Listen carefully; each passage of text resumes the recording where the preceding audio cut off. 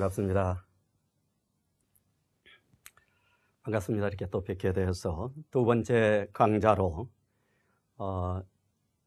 부처님께서 부처님께 화두 내려주신 세존이 도솔천을 떠나지 아니하시고 이미 왕궁가에 내리시며 모태중에서 중생제도를 마치셨다 하니 그것이 무슨 뜻인가 하는 정전의두요목 1조에 밝게 주신 내용을 가지고 말씀드리겠습니다.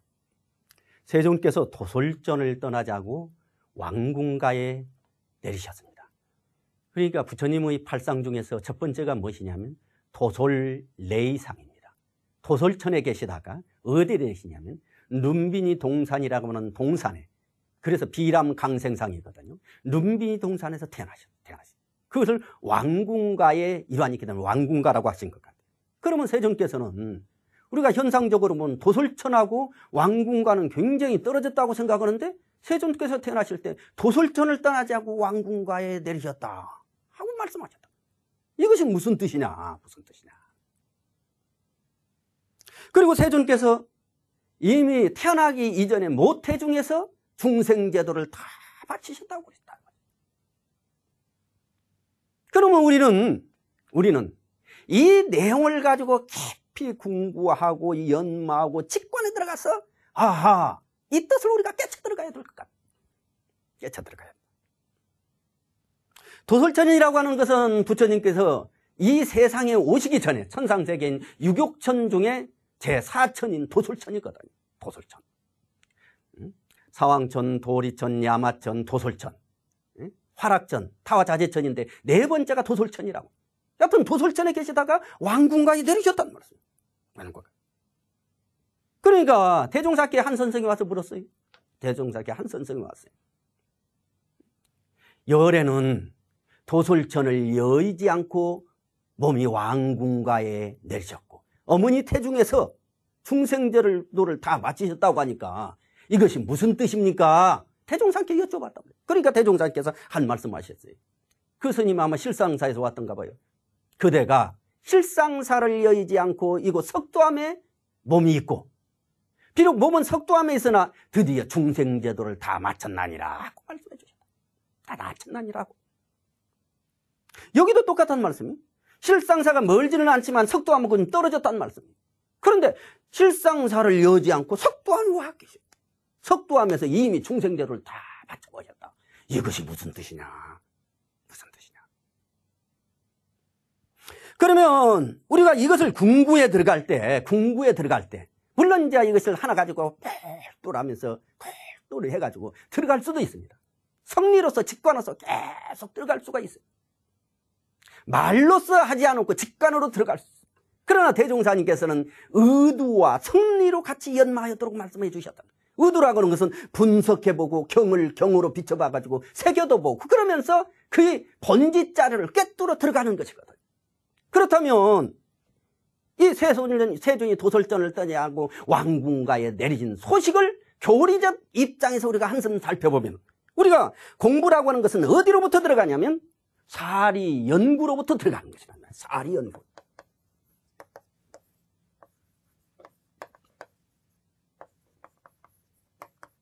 사리연구로부터. 그러면 그렇기 때문에 경전이 사리연구감이고 사리연구 속에는 이 세상 모든 이법 이 속에 다 들어있는 것이거든요. 그러면 대종사님께서는 뭐라 그러냐? 사라고 하는 것은 인간의 시비예를 말했어요. 인간의 시비예를 말했단 말이에요.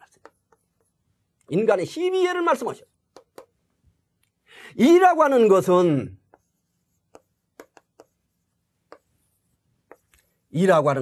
우주의 만유의 본체를 임으로 만다고 그랬어. 우주만이 본체가 아니라 대소유무, 천조의 대소유무를 말한다고 했단 말이에요. 천조의 대소유무를.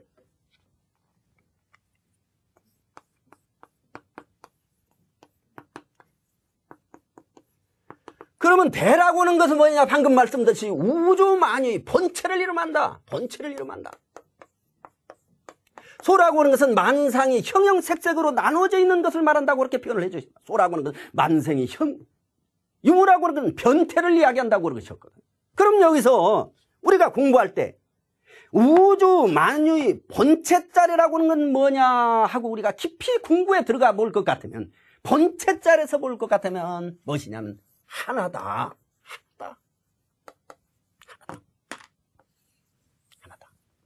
성리는 어디서부터 시작하냐면 여기서부터 시작한다는 말씀.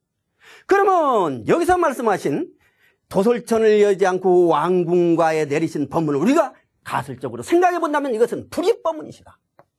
둘이 아닌 법문이시다. 둘이 아닌. 또 하나는 분리. 떠나지 않은 법문이시. 불임은.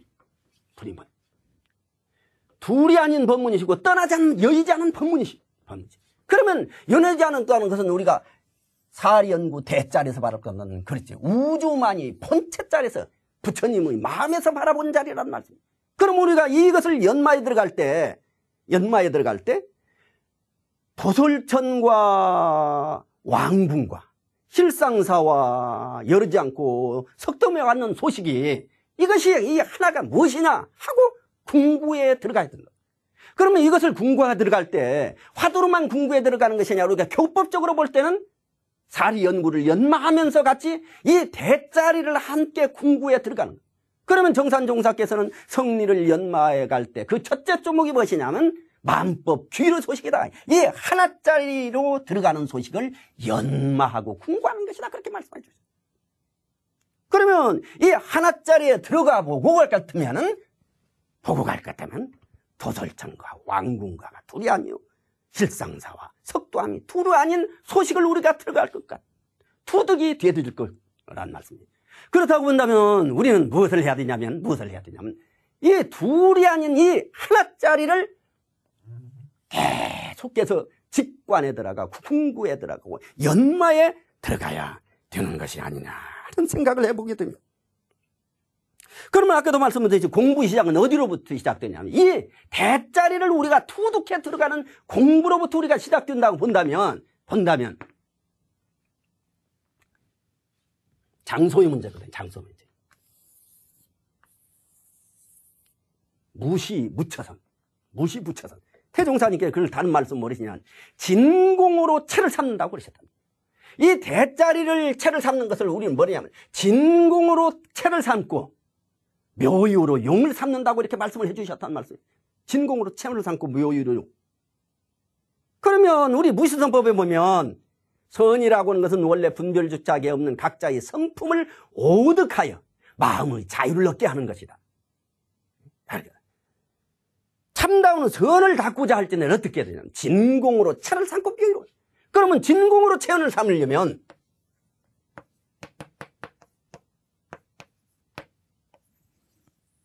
이 하나짜리를 우리가 투득하지 않고는 참으로 진공의 자리를 채를 삼기는 어려울 거란 말이에요. 그렇기 때문에 대종사님께서 대산종사께서 수없이 말씀하시죠. 대종사님께서 견성은 꾸어다라도 해라. 그런데 지금은 우리가 어려운 것 같지만 대종사님께서 거기의 수도인들이 앞으로는 어떠냐 가정에서 쉽게 견성은 다 마친다고 그러셨다.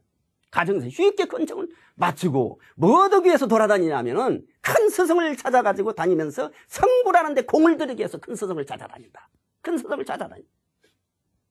그러면 우리가 공부심으로 이렇게 들이대고 공부할 때 진공으로 채를 삼고 묘유로 용을 삼고 공부하는 그 뜻이 도솔천을 여의지 않고 왕궁가에 내리시고 실상산을 여의지 않고 완거나 그렇잖아. 익산을 여의지 않고 서울에 와 있는 것이나 서울을 여의지 않고 익산에 와 있는 것이나 우리가 가는 곳곳이 우리가 늘 화두로 연마하고 궁구하고 들어갈 것 같으면 대정진적공에 갈 것 같다면 빨리 공부가 더 성취되지 않겠는가. 그러니까 화두를 연마할 때 그냥 연마하는 것이 아니라 대종사님께서 말씀하신 교법에 같이 맥을 대고 같이 함께 연마하면 그 공이 훨씬 더 빠르고 우리가 공부하면서 같이 늘 연마하게 가는 그 길이 되지 않겠는가 하는 생각을 해봅니다. 그렇기 때문에 무시선의 그 핵심 강령을 대종사님께서 동정간 분리선이라고 해요. 떠나지 않는 거다. 동정간 분리선이라고.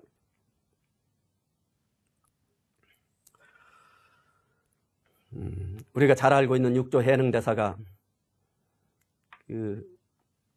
지나가다가 금강경의 그 한 글귀를 듣고 옥무소주 이생기시온의 그 글귀를 듣고 한 소식을 깨쳤단 말씀. 그래가지고 어디를 찾아갔냐면 오조 홍인대사를 찾아갔잖아요.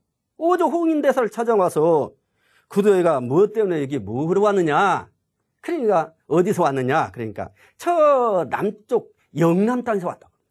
남쪽. 옛날에는 중국은 전부 다 동서남북이 중화사상이거든. 그러니까 전부 다 오랑캐. 남쪽에서 와가지고 불법을 공부하러 왔다고 그러니까 어떻게 남쪽 오랑캐놈이 불법을 공부한단 말이냐. 그러니까 해능대사가 그때 한 소식을 깨졌기 때문에 사람에 있어서는 남북이 있으나 성품에 있어서는 불성에 있어서는 남북이 없지 않습니까? 이것이 하나의 소식이란 말씀이에요. 우리가 이 말로는 할 수 있지만 참으로 우리의 의식이 그 하나짜리 이 아버지를 다 합치가 돼가지고 스스로 할 때까지 계속 정진하고 적공에 들어가야 될 것 같아요. 어떻게 보면 이 대한민국이라는 큰 틀에 있어서는 서울도 대한민국, 익산도 대한민국, 부산도 대한민국 그러잖아요. 전체 한 틀이다. 시방 일가의 큰 부처님의 견지에서 볼 것 같으면 이제 하나째. 그렇기 때문에 우리는 끊임없이 먼저 공부인이 이 하나짜리를 두둑해 들어가는데 공을 들이고 적공을 하고 정진을 해야만이 이게 참 공부로 들어갈 수 있는 길이기 때문에 이것은 정말로 시급한 일이란 말씀. 시급한 일이라 아니할 수가 없어요. 모태중에서 중생제를 바치셨다 이것이 무슨 뜻이냐. 부처님께서 그러잖아요. 왕궁가에 태어나셔도 설산 수도 고행하시고 그래서 나중에 성도를 하셨단 말이에요. 그런데 태어나기 이전에 이미 모태중에서 중생제를 다 바쳐보셨어요. 이것이 무슨 뜻이냐. 그러면 이것은 중생론에서 보면 그렇게 볼 수 없잖아요. 이것은 부처님의 심한이 열린 상태에서 봤을 때 표현을 해주신 거란 말씀이죠. 그러면 이것을 알으셔야 돼요. 대산종사께서 수없이 우리에게 무슨 말씀을 해주시냐면 성태장향에 대해서 말씀해 주셨어요. 성태장. 성인의 탯줄.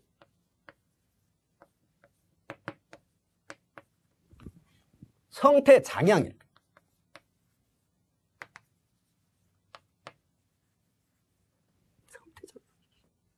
우리는 누구나 성태를 가지고 있다. 성인 지를 수 있는 탯줄을 가지고 있다고 그랬습니다. 불성을 가지고 있다는 말씀이에요. 탯줄을 가지고. 그렇기 때문에 우리는 끊임없이 그 성태를 길러내야 돼요. 성태를 길러야 다 가지고. 그러면 여기서 우리가 한번 생각해 보십시다.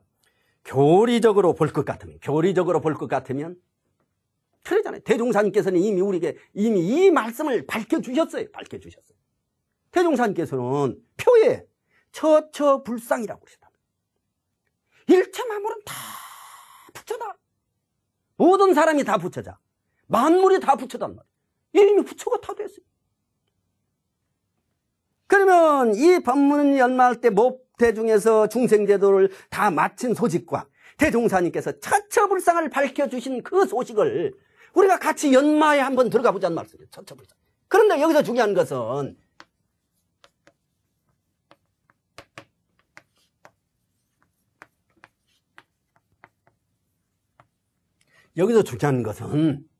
처처불상이라고 말씀하셨다고 해서 우리가 참 다 부처로 보이는 것. 보려고 노력을 하는데 보이지는 않는다는 말씀. 그러면 우리는 무엇이냐면 신의 바탕에서 믿음의 바탕에서 깨치지 못했을 경우는 그렇게 실천에 갈 뿐이지 실질적으로는 부처로 보이지 않는다. 그래서 이 처처불상을 참으로 하려면 어떻게 해야 되느냐. 하면